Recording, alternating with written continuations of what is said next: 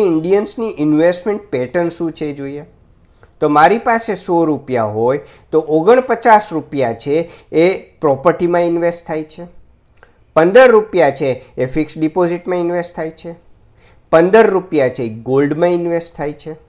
એટલે કુલ મારા ઇન્વેસ્ટમેન્ટના 100 રૂપિયામાંથી લગભગ 80 રૂપિયા હું આ 3 અસેટમાં ઇન્વેસ્ટ કરું છું. જો મેં 10 લાખ રૂપિયા ફિક્સ ડિપોઝિટમાં રોક્યા હોત તો 20 વર્ષ પછી એ લગભગ 42 લાખ થયા. મેં રિયલ એસ્ટેટમાં એટલે કે રેસિડેન્શિયલ પ્રોપર્ટી ખરી હોત તો એ 5 ગણી થઈને લગભગ 53 લાખ થયા.